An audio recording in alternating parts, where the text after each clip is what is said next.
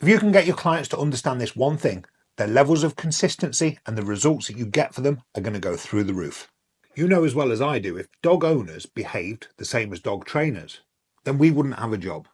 It's the things that dog trainers do differently which give us well-behaved dogs and leave everybody else struggling.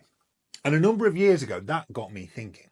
If only I could work out what the things were that I was doing without realizing I was doing them anymore, and then get my clients to do them as well, my clients would start getting results almost the same as mine. If you can get your clients to understand this one thing, not only will the level of results that you're producing go through the roof, you'll also have other dog trainers looking at you thinking, what the hell is he or she doing?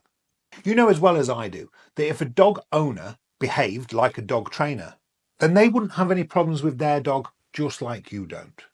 And that's why when you've got hold of the lead, their dog can be perfect, and then you hand the lead back and it all falls apart.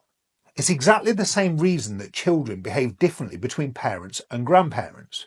In the same way that the children adapt their behaviour to allow for the rules of the people who are caring for them at the time, dogs understand that depending on the person who they're with, they can get away with doing different things. And so the more you can close the gap between how your clients behave and how you behave, the more you can reduce your client difficulties. Fortunately, there's a few things that we do as dog trainers which are unbelievably easy to teach, take very little skill, and produce hugely disproportionate results.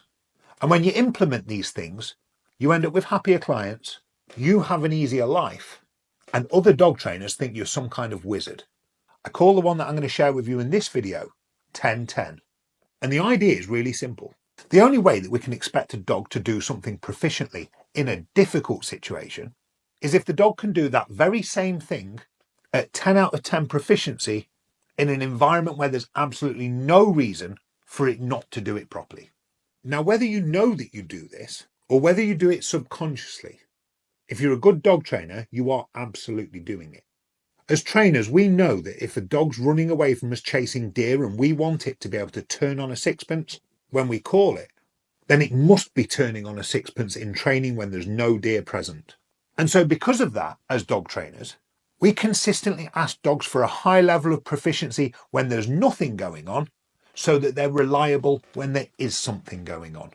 But dog owners do the complete opposite. Whilst we're constantly training the dog, dog owners see it differently. They do dog training for an hour, and then for 23 hours of the day, they pay no attention whatsoever. And that obviously causes huge problems and unreliability in their dog's behaviour.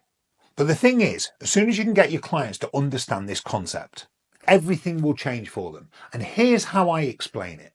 If you don't have 10 out of 10 attention when you're walking down the road and there's no distractions, you can't possibly expect 8 out of 10 attention when there's a distraction present.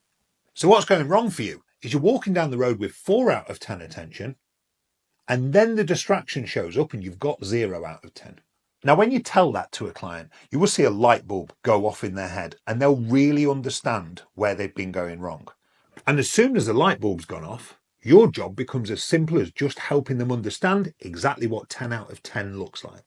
So feel free to just scroll back 20 seconds, listen to the way that I explain it a couple of times and start explaining it to your clients and watch those light bulbs go off.